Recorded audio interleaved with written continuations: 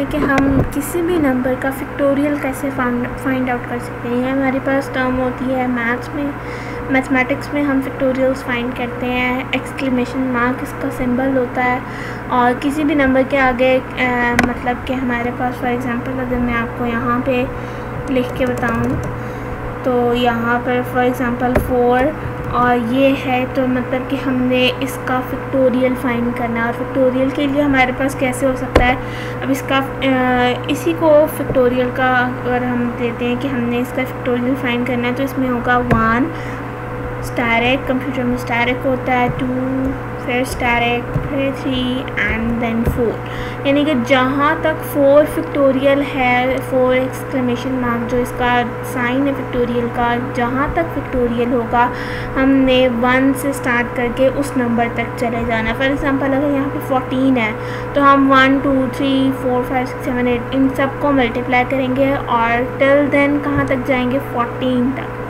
ठीक हो गया। इस तरह से हम फैक्टोरियल फाइंड करते हैं। अब हमने कोडिंग के थ्रू जो है ये तो हम मैथमेटिक्स में कर लेते हैं कैलकुलेटर में करके, लेकिन अगर अब हम कोडिंग की बात करें तो कोडिंग में हम कैसे करेंगे तो वो अब हम देखते हैं। सबसे पहले आपने इसका हेडर सेक्शन नहीं भूलना। फिर उसके बाद हम इंट मेन से स्टार्ट करते हैं। इंटीजर डेटा टाइप में हमने 2 वेरिएबल्स ले लिए, एक काउंटर वेरिएबल आई नेम का और एक फैक्टोरियल का वेरिएबल जिसको हमने 1 से इनिशियलाइज़ करवाया हुआ है। अब यहाँ पे 1 से इनिशियलाइज़ क्यों करवाया हुआ है, हम बाय डिफ़ॉल्ट भी तो रहने दे सकते थे। क्यों, बाय डिफ़ॉल्ट में हमारे पास जो है वो गार्बेज वैल्यू भी इसके अंदर हो सकती है, तो उसको अवॉइड करने के लिए हम 1 से इनिशियलाइज़ करवाते हैं। और एक और बात, जो डिफ़ॉल्ट वैल्यू होती है वो ज़्यादातर जो है वो हमारे पास 0 होती है, और अगर हम 0 को बार बार किसी भी वैल्यू से मल्टीप्लाई करें तो अगेन हमारे पास आंसर 0 डिस्प्ले करवाता है। सो दैट्स वाई हमने यहाँ पर फैक्टोरियल को पहले ही 1 से इनिशियलाइज़ करवा दिया। ठीक हो गया, ये बात क्लियर। फिर उसके बाद हमने एक वेरिएबल ले लिया जिसका हमने फैक्टोरियल फाइंड करना है, और मतलब कि हमने 5 का फैक्टोरियल फाइंड करना है तो हमने उस वेरिएबल के अंदर 5 डाल दिया। ठीक हो गया। फिर उसके बाद हम फॉर लूप लगाते हैं। हमारे पास नंबर्स कितने हैं, 5। उसने कह दिया कि आए 1 से स्टार्ट हो। मैंने अभी आपको शुरू में एग्जांपल क्या बताई 4 के फैक्टोरियल के लिए कि 1 से लेकर एंड नंबर तक जितना भी नंबर होगा उतना जो है वो फैक्टोरियल यानी कि उतने टाइम्स वो मल्टीप्लाई करेगा। अब उसने ये क्या किया, आपको वही चीज़ जो है वो कोडिंग में लिख के बता दी कि i इज़ इक्वल्स टू 1, हमारे पास 1 से स्टार्ट होगा हमेशा, और i is less than equals to n। जो यूज़र मतलब कि जो आप इसमें नंबर दोगे सेम एज इट इज़ उसका फैक्टोरियल आपको डिस्प्ले हो जाएगा। फिर उसके बाद आगे इंक्रीमेंट का ऑपरेटर।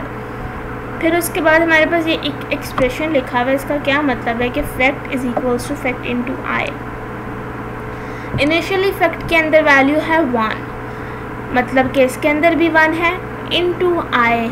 अब 1 के अंदर क्या है, मतलब कि i के अंदर हमारे पास क्या है 1, तो मतलब कि 1 is equals to back end पे क्या कोडिंग है मैं आपको वो बता रही हूँ कि हमारे पास 1 इज़ इक्वल्स टू 1 इंटू 1, यानी कि 1 इंटू 1 हमारे पास आंसर आता है 1। तो उस फैक्ट के अंदर इनिशियली स्टेट में हमारे पास 1 होगा।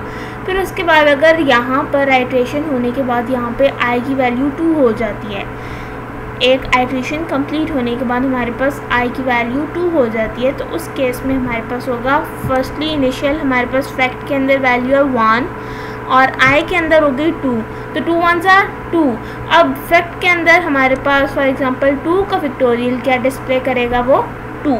ठीक हो गया। बाद में हम इसको पूरा वो मतलब रिजल्ट्स आउटपुट रिजल्ट्स के साथ भी देखते हैं। फिर उसके बाद अगर हम 3 की देखें तो 3 में हमारे पास क्या होगा, फॉर एग्जांपल अगर ये i जो है 1 से लेकर 3 तक जाने वाला है, तो जब ये आइट्रेशन होगी 2 तक हम कर चुके हैं और 3 का अगर हम करते हैं तो पहले 1 से मल्टीप्लाई होगा तो हमारे पास आंसर 1 इसमें स्टोर हो जाएगा। फिर उसके बाद आइट्रेशन होगी, फिर 2 को मल्टीप्लाई करेगा, 2 1s are 2, हमारे पास आंसर फिर फैक्टोरियल में उसे कहते हैं अपडेट होकर जो है वो हमारे पास 2 हो गया होगा इस वेरिएबल के अंदर। फिर उसके बाद आई की वैल्यू जब हमारे पास इंक्रीमेंट हो गई, दोबारा 3 आ गई, तो हमारे पास क्या हो जाएगा कि 3 into 2। अब फैक्टोरियल के अंदर हमारे पास वैल्यू क्या थी 2 और हमारे पास आई की वैल्यू क्या हो गया 3, तो 3 2 6 और फैक्ट के अंदर हमारे पास 3 सेव हो जाएगा, तो मतलब कि हमारे पास 3 का फैक्टोरियल 6 आता है। ठीक है, और फिर इसके बाद सी आउट उसने कहा कि फैक्ट में जो भी वैल्यू उसे डिस्प्ले करवा दो, वो सिंपली जो है वो 6 को डिस्प्ले करवा देगा। अब इसको हम रन करके देखते हैं। फ़िलहाल हमारे पास 5 है, 5 का फैक्टोरियल 120 आना चाहिए। तो अब देखते हैं ये रिज़ल्ट हमें ठीक दे रहा है कि नहीं दे रहा।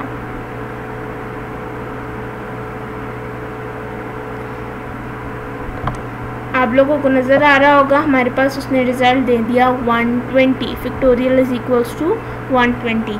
अगर हम जो पहले बात कर रहे थे उनको चेक करते हैं कि हमने नंबर 1 दे दिया, ठीक है, और इसको अब करके रन करते हैं तो हमारे पास आंसर 1 आना चाहिए। ठीक हो गया।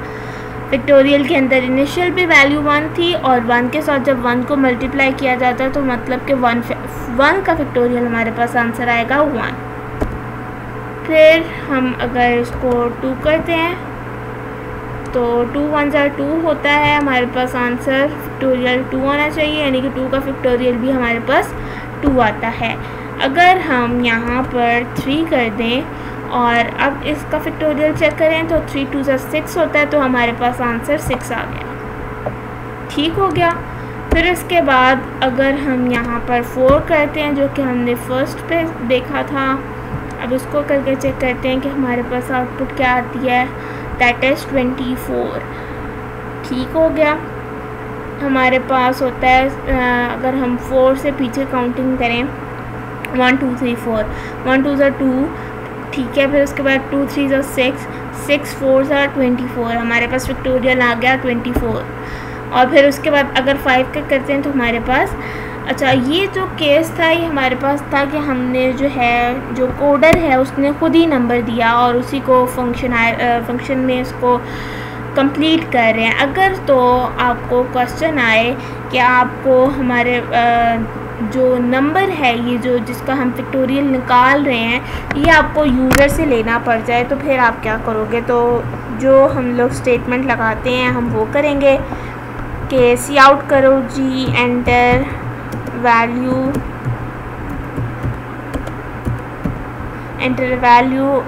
यूज़र एंटर करेगा, फिर उसके बाद हमारे पास एंटर आ जाएगा और सी इन होगा किसके अंदर, एन के अंदर।